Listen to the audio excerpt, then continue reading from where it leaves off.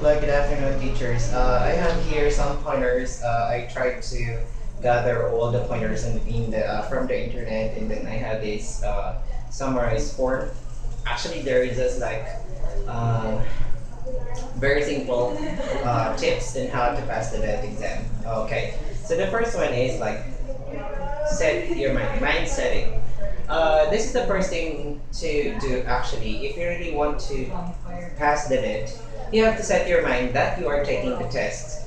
Because if you are not setting your mind like that way, there is a possibility or tendency that you're just going to ignore or just do nothing about like taking the test, or like in your preparation you will be going to like take it lightly. Okay, so you have to set your mind that you're taking the test, and this test is really what's this very important, and it will really define your future. Okay, second tip, try to determine your strengths and weaknesses.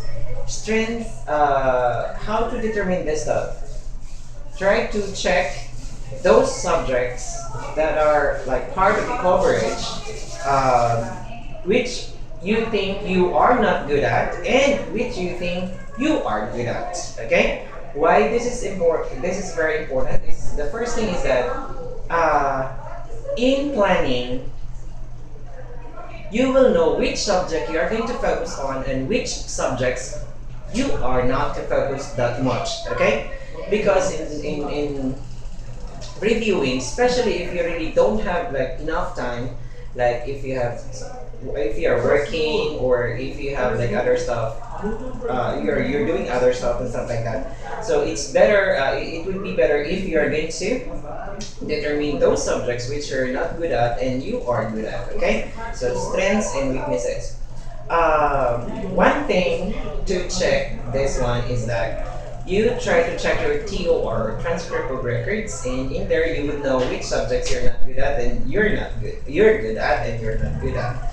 Now, if it's like there is already like a very long time, like me, I graduated 2006 and I just took the LET exam in 2015, and I really have like I could say that I have like some subjects which I was not good at during the college days, but I was able to make it like better at this time. It is because I practiced them.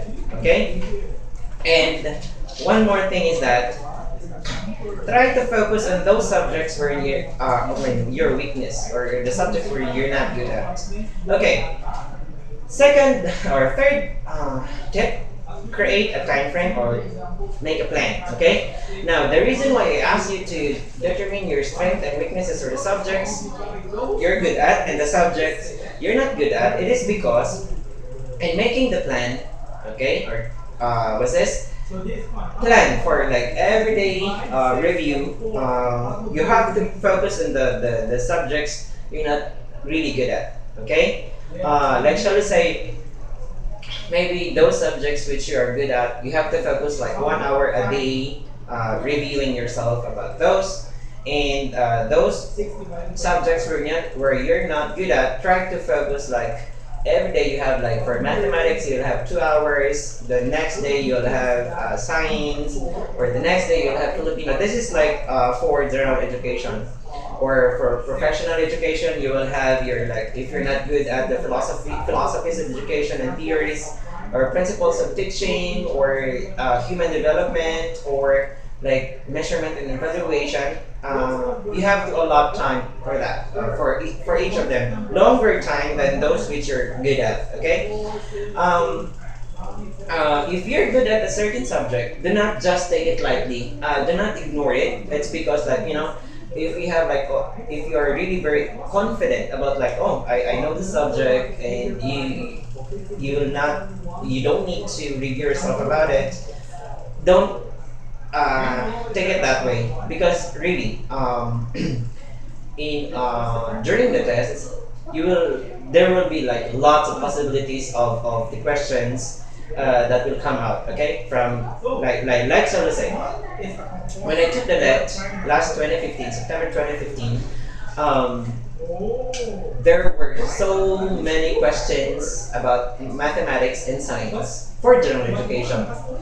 So, generally, those teachers who were taking the test, that test in that particular period or that year, um, we who were not really good in math, they really got lower grade. It is because they just like, oh, I know English and stuff like that.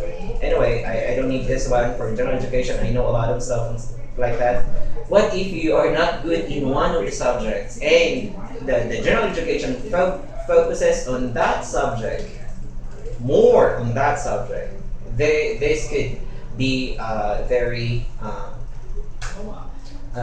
catastrophic in your part because really overconfident. Yeah, it's good, but take it in the positive side. I mean, uh, accept that you also have like, even though you're good in this subject, but you have those subjects where you're not good at. Try to work in it. Okay. Next one. No coverage. Don't take. This is what I told you in tip number 3. Don't take Gen Ed lightly. Okay, that like what I told you.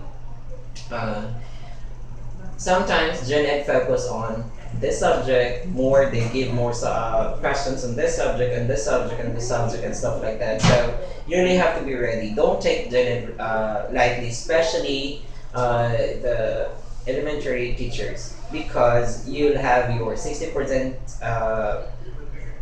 of Gen Ed and 40% of Group Ed. I think so. Okay. Okay. In the coverage, usually the PRC in their website, they have this coverage and try to give like a few minutes browsing the PRC website and try to check those stuff or the coverage, so you would know which subject you're going to focus on. Okay. Next one, improve your analytical skills. Don't memorize too much. Yes, this is really very common. Which this is number 5, and number 8 actually they're just related. Anyway, a lot of test takers really like ask for reviewers. Can you give me some? Can you share your reviewers with me, or can you send me through my email and stuff like that? And these reviewers must be with like answer keys and stuff, and then they're gonna memorize the answer of this question and the answer of this question. Oh my god. Test takers, try to exert effort. Do not just memorize the answer of this question is this question and stuff like that, because really there is no such thing as like the same reviewer or this the question in your reviewer, the same exact question will come out on your test. Okay, on the test day. Okay, there are really a lot of people asking like, is this a what's this updated version, updated reviewer and stuff like that? My God, teachers like mathematics. Do they change the concept in mathematics long before, like hundreds or thousands of years ago maybe, and now are just the same. It's just so happened that the questions are changed every year. Okay, so those teachers actually I have been conducting review online, and then a lot of like reviewers, or I mean those teachers who are taking who plan to take the test, and then they're asking me reviewers and stuff like, teacher, can you give me the answer key also of this stuff and this stuff? Teachers, try to exert some effort. Okay, it is not just like this question, like so let's say how much percent or 32,000 pesos is 20,000 pesos. Do not just memorize, this is how to solve this one. Try to practice that concept, that that method or that strategy, because there will be a very different question that will come out on the test. At least if you are going to be bombarded with that kind of question, if there will be like 10 questions about percentages, at least you know how to adapt. We call it analytical skills. To improve your analytical skills is to practice and practice and practice. be sensitive.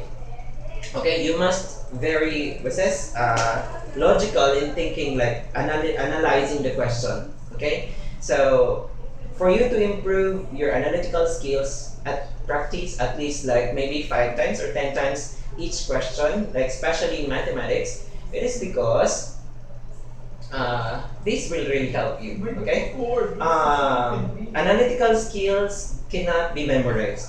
Okay, uh, it is developed. So developing your analytical skills, you must practice the concept. Okay. Next one.